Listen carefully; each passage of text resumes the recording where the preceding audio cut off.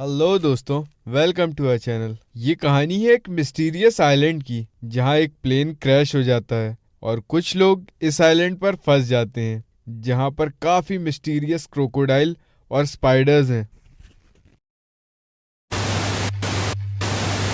Movie की शुरुआत में 1945 का सीन दिखाया जाता है जब सेकेंड वर्ल्ड वॉर खत्म हो चुका था और यहाँ पर दो पायलट एक फाइटर प्लेन में बैठकर वापस अपने देश की तरफ जा रहे थे। इसी बीच एक प्लेन ड्रैगन ट्रायंगल वाले आइलैंड से होकर गुजरता है और अचानक से इनके प्लेन के शीशे पर एक पक्षी आकर टकराता है और वो मर जाता है। जब तक ये दोनों कुछ समझ पाते, इनके प्लेन के ऊपर बहुत सारे बर्ड्स आकर टकराने लगते हैं जिसकी वजह से इनका प्लेन क्रैश हो जाता है।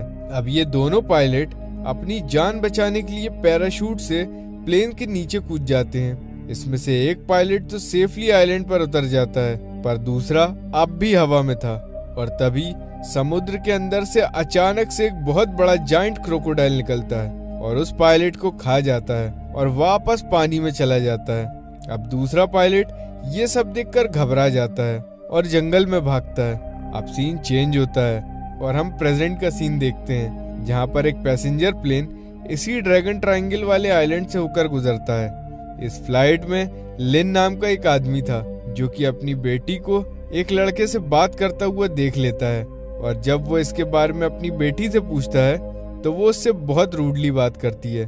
दरअसल इन दोनों बाप बेटी के बीच में बिल्कुल नहीं बनती थी और तभी अचानक से ये प्लेन हिलने लगता है और ये लोग काफी घबरा जाते हैं। प्लेन के पायलट प्लेन को कंट्रोल करने की कोशिश करते हैं पर अचानक से इनके प्लेन से बहुत सारे बर्ड्स आकर टकराने लगते हैं जिसकी वजह से ये प्लेन भी कंट्रोल से बाहर हो जाता है।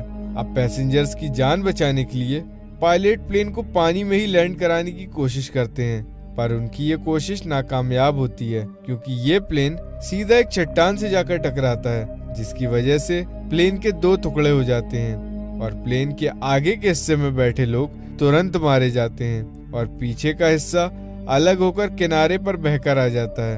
अब इस क्रैश की वजह से बहुत सारे लोग मारे जाते हैं और कुछ लोग घायल भी होते हैं। यहाँ चैंग नाम का वो लड़का अब भी जिंदा था।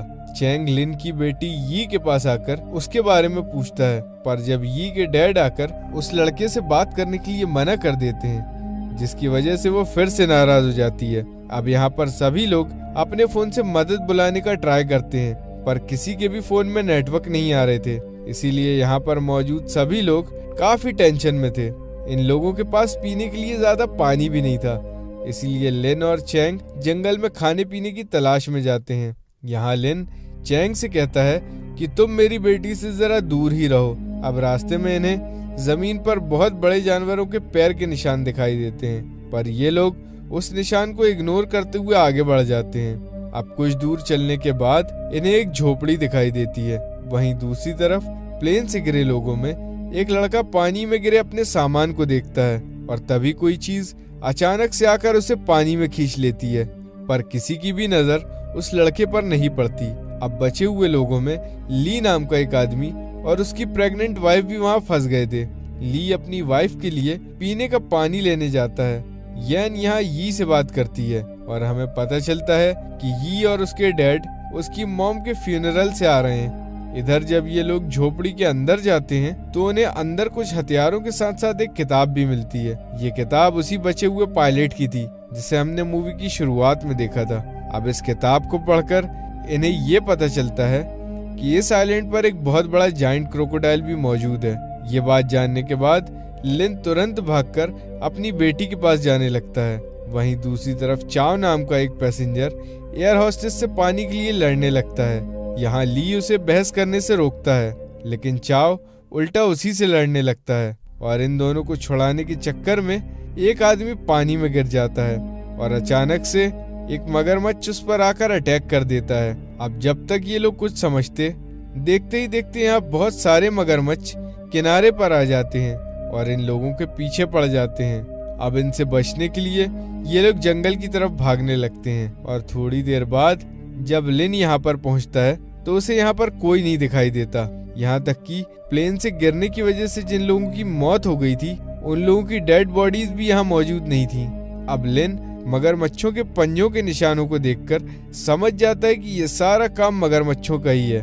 पर यहाँ मौजूद मगरमच्छों के पंजों के निशान इतने बड़े नहीं थे जितना कि उस किताब में लिखे गए जायंट क्रोकोडाइल के थे।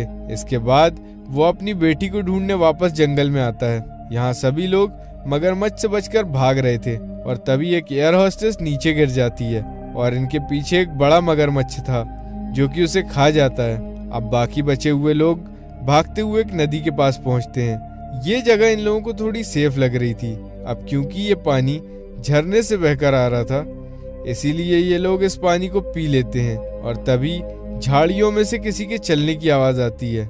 सब लोग यहाँ पर चौकन्ने हो जाते हैं, पर अब झाड़ियों में से कोई और नहीं बल्कि ली, चैंग और लू हैं। अब यहाँ पर क्रोकोडाइल के अटैक से घायल हुआ एक लड़का अपनी चोट से निकल रहे खून को पानी में धो रहा था। तभी हम देखते हैं कि उसकी चोट से निकलने वाला खून जिस जगह पर गिर रहा था वहां पर पहले से ही जायंट क्रोकोडाइल मौजूद था, लेकिन अब वो क्रोकोडाइल उस आदमी के खून की महक सूंघकर उठ जाता है। अब इतने बड़े क्रोकोडाइल को देखकर ये लोग बुरी तरह से डर जाते हैं। अब जब तक वो लड़का कुछ रिएक्ट करता वो मगर उसे खा जाता है। ये देखकर ये लोग डर के मारे इधर उधर भागने लगते हैं। इसी बीच एक लड़की का पैर एक चट्टान में फंस जाता है और वो मगरमच्छ उस लड़की को भी खा जाता है। अब लिन भी किसी तरह बड़ी मुश्किल से उस जायंट क्रोकोडाइल का खाना बनने से बचता है और बाकी सभी लोग उस मगरमच्छ से बचकर जंगल के बीच में भाग जाते हैं। अब यहाँ पर ये सबसे कहती है कि भले ही हमारे फोन में सिग्नल्स नहीं आ रहे लेकिन फिर भी हमें अपने फोन के कंपास को खोलकर डायरेक्शन का पता लगाकर और पेड़ों पर निशान लगाकर आगे बढ़ सकते हैं। पर लिन को उसका ये आइडिया पसंद नहीं आता और वो सबसे चलते रहने को कहता है। अब आगे चलकर ये लोग वापस उस झोपड़ी के पास पहुंच जाते हैं और अब रात गुजारने के लिए इन्हें एक सुरक्षित जगह चाहिए थी, इसीलिए ये लोग यहीं पर रुकने का प्लान बनाते हैं। अब इस झोपड़ी में इन्हें 2 ग्रेनेड और कुछ गोलियां भी मिलती हैं और वो उसे अपने फादर लिन को दे देती है। लिन उन गोलियों के बारूद को निकालकर अपनी चोट पर लगा देता है, जिसके बाद चैंग लिन के कहने पर उस बारूद को आग लगा देता है। हालांकि इससे काफी दर्द होता है लेकिन इससे उसका घाव भर जाता है। अब बाकी सब लोग उसे ऐसा करते हुए देखकर उसे सोल्जर समझने लगते हैं। इसके बाद रात में ये लोग एरोप्लेन से मिला खाना खाते हैं और खाने के बाद खाली डिब्बे को चारों तरफ लगा देते हैं ताकि अगर क्रोकोडाइल यहाँ पर आए तो इन्हें पहले ही पता चल जाए। अब यहाँ पर लिन बातों ही बातों में अपनी बेटी से ये पूछता है कि क्या तुम स्मोकिंग करने लगी हो। अब वो लिन की ये बात सुनकर गुस्सा होकर यहाँ से चली जाती है।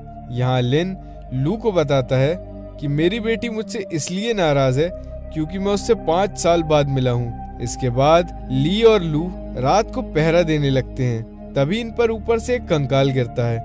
ये कंकाल और किसी का नहीं बल्कि मूवी की स्टार्टिंग में दिखाए गए पायलट का ही था। उस डेड बॉडी को देखकर ये लोग अंदाजा लगा लेते हैं कि इसे क्रोकोडाइल ने नहीं खाया होगा, क्योंकि अगर क्रोकोडाइल इसे खाता तो इसकी हड्डियां भी मिलना मुश्किल होता। अब अगले दिन ली अकेले जंगल में खाना इकट्ठा करने चला जाता है। वहीं दूसरी तरफ वैंग और चाओ भी जंगल में आ जाते हैं। वैंग अपने फोन से इस जंगल की वीडियो बनाने लग जाती है और तभी उसके फोन की बैटरी डेड हो जाती है और तभी हम देखते हैं कि उसका पैर किसी चिपचिपी चीज पर पड़ता है, जिसे छुड़ाने के चक्कर में वो लिक्विड उसके पूरे शरीर पर लग जाता है, क्योंकि ये लिक्विड यहाँ पर चारों तरफ फैला हुआ था। अब वैंग इस लिक्विड को छुड़ाने के लिए पानी ढूंढने लगती है। अब यहाँ हमें पता चलता है कि ये चिपचिपा लिक्विड एक बहुत बड़ी मकड़ी का है। वहीं जब यी और चैंग सोकर उठते हैं और वो जैसे ही झोपड़ी के बाहर निकलते हैं तो उनकी नजर एक बहुत ही बड़े स्पाइडर पर पड़ती है। ये बड़ी सी स्पाइडर उसी झोपड़ी के ऊपर सो रही थी जिसके अंदर ये सभी लोग सो रहे थे। ये दोनों तुरंत बाकी सभी लोगों को उठाते हैं और वो लोग भी इतनी बड़ी मकड़ी को देखकर एकदम से घबरा जाते हैं और यहाँ से तुरंत निकलने के लिए कहते हैं। लेकिन यी के डैड इधर नहीं थे, इसीलिए वो इन लोगों से अपने फादर का वेट करने के लिए कहती है।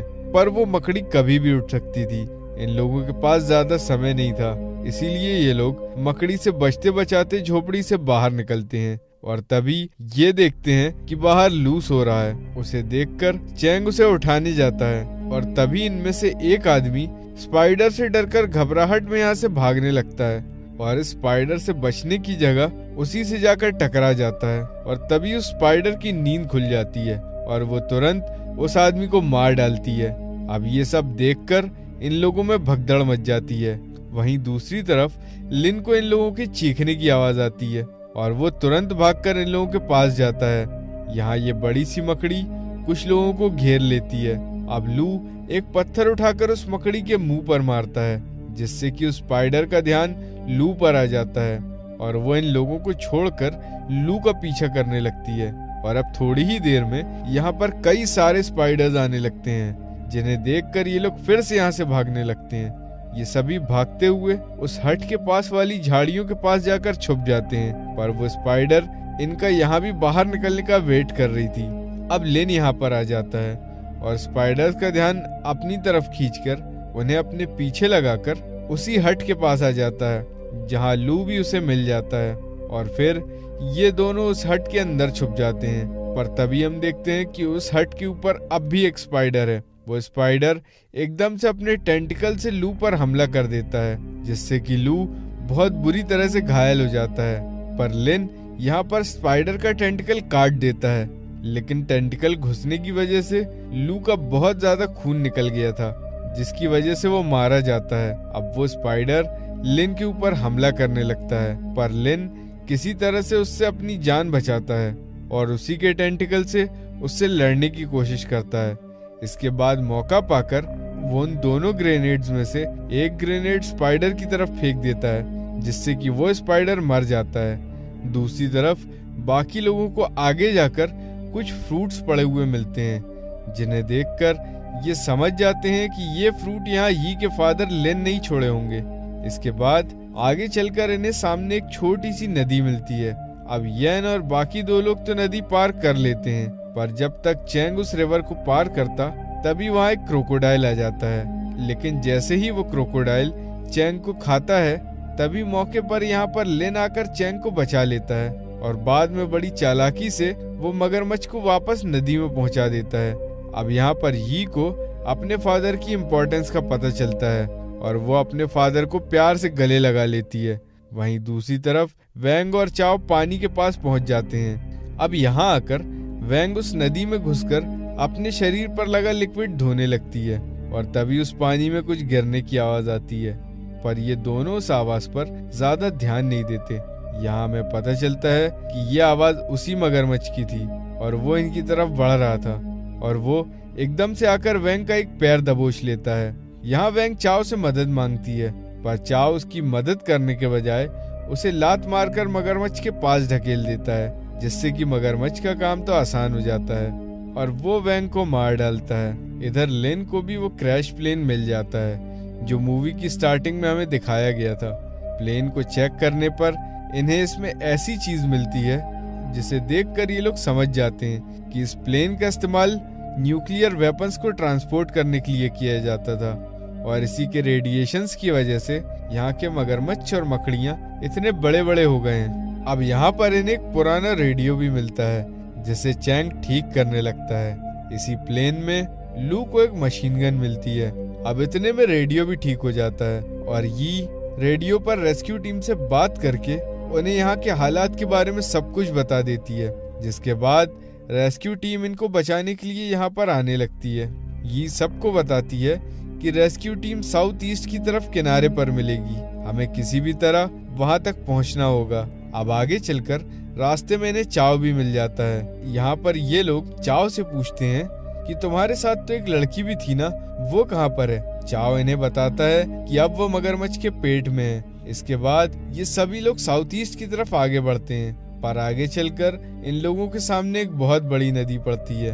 अब बाकी सब तो तैरकर नदी पार कर सकते थे, पर इनमें से एक औरत प्रेग्नेंट थी और उसका नदी पार कर पाना बहुत ही मुश्किल था। यहाँ पर लिन अपना दिमाग लगाता है और पेड़ की टहनियों को इकट्ठा करके क्राफ्ट बनाता है। इसके बाद वो पहले खुद रिवर पार करता है, फिर इसके बाद वो प्रेग्नेंट लेडी क्राफ्ट पर बैठ जाती है और बाकी सभी लोग तैर कर नदी पार करने लगते हैं। अभी ये लोग कुछ ही दूर पहुंचे थे कि जब लिन को नदी में मगरमच्छ दिखाई दे जाता है, जिसे देखकर वो इन लोगों से जल्दी जल्दी नदी पार करने को कहता है।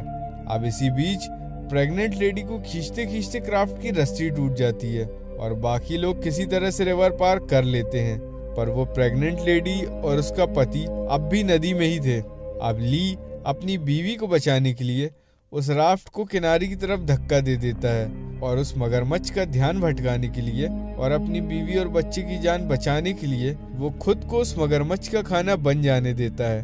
अब येन तो किनारे पहुंच जाती है, पर वो मगरमच्छ दोबारा से इन लोगों के ऊपर हमला करने के लिए बढ़ता है। यहाँ पर लिन उस मशीन गन से मगरमच्छ के ऊपर गोलियों की बौछार करने लगता है, लेकिन मगरमच्छ के ऊपर तो गोलियों का जैसे असर ही नहीं हो रहा था।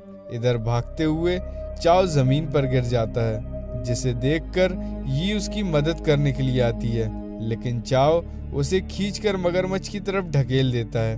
अब वो क्रोकोडाइल उसके ऊपर हमला करने ही वाला था, पर तभी लिन यहाँ आकर मगरमच्छ के ऊपर गोलियों की बौछार करने लगता है और मौका पाकर यी साइड हो जाती है। लेकिन इसी बीच फायरिंग के दौरान एक गोली चाओ के पैर में जाकर लग जाती है, जिसकी वजह से वो दौड़ नहीं पाता और इसकी किस्मत इतनी खराब थी कि उसी वक्त उसे हार्ट अटैक भी आ जाता है, जिसकी वजह से वो नीचे गिर जाता है। अब आखिर चाइना का माल और कितना चलेगा। अब वो मगरमच्छ चाहता है और चाओ को खा जाता है और यहाँ पर उसे उसके कर्मों का फल मिल जाता है। अब बस यहाँ पर ये 4 लोग बचे थे, पर हम देखते हैं कि यी की जैकेट उस मगरमच्छ की पूंछ में फंस जाती है और वो मगरमच्छ उसे लेकर अपनी गुफा की तरफ चला जाता है। अब रात भी हो चुकी थी, पर लिन अपनी बेटी को बचाने के लिए मगरमच्छ के पंजों के निशानों का पीछा करते हुए किसी तरह उस गुफा तक पहुंच जाता है। अब उसके पीछे पीछे वो प्रेग्नेंट लेडी और चैंग भी वहां आ जाते हैं। अब चैंग येन को बाहर रुकने को कहता है और वो खुद उस गुफा के अंदर लिन की मदद करने के लिए चला जाता है। अब यहाँ लिन गुफा के अंदर अपनी बेटी को ढूंढ रहा था, पर मगरमच्छ से बचने के लिए वो गुफा के अंदर ही एक जगह पर छुपी हुई थी। पर जैसे ही वो अपने डैड की आवाज सुनती है, वो भागकर अपने डैड के पास आ जाती है, लेकिन तभी वो मगरमच्छ भी जाग जाता है और इन लोगों की तरफ बढ़ने लगता है, जिसे देखकर लिन उसके ऊपर फिर से गोलियां चलाने लगता है और वो उस मगरमच्छ को अपने पीछे लगा लेता है।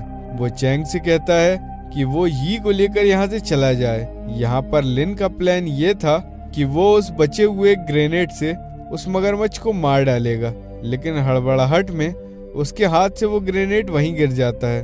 इधर चैंग यी को गुफा से बाहर येन के पास छोड़ देता है और खुद उस मकड़ी का टेंटिकल लेकर गुफा के अंदर फिर से लिन की मदद करने के लिए चला जाता है। वहीं दूसरी तरफ लिन मगरमच्छ से बचकर भागते हुए एक छोटी सी जगह के अंदर घुस जाता है, जहां वो मगरमच्छ नहीं घुस पाता, पर वो मगरमच्छ के ऊपर खूब गोलियां चलाता है और जल्दी ही उसकी सारी गोलियां खत्म भी हो जाती हैं। अब चैंग भी गुफा के अंदर आ जाता है, जिसे देखकर लिन उसे कहता है कि तुम सबसे पहले उस ग्रेनेड को ढूंढो। अब थोड़ी देर में चैंग को ग्रेनेड मिल जाता है, लेकिन लिन उससे कहता है कि वो ग्रेनेड को मगरमच्छ के पास फेंक दे, लेकिन चैंग जानता था कि अगर उस ग्रेनेड को मगरमच्छ के पास फेंका तो मगरमच्छ के साथ साथ लिन भी मारा जाएगा।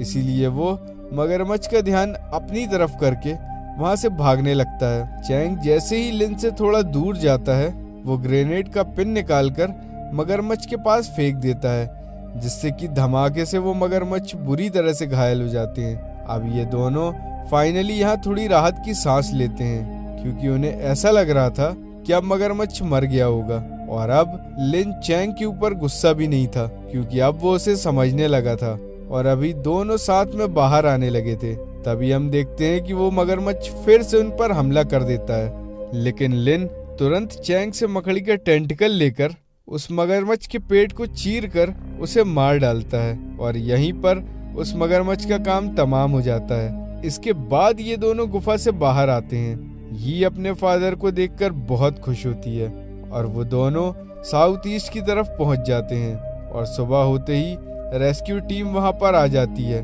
और वो इन दोनों को रेस्क्यू कर लेती है और ये मूवी यहीं पर खत्म हो जाती है। उम्मीद है आपको ये पसंद आई होगी। आपको ये एक्सप्लेनेशन कैसा लगा कमेंट करके हमें ज़रूर बताइए। हमारे वीडियो को लाइक करें और हमारे चैनल को सब्सक्राइब करें। Thanks for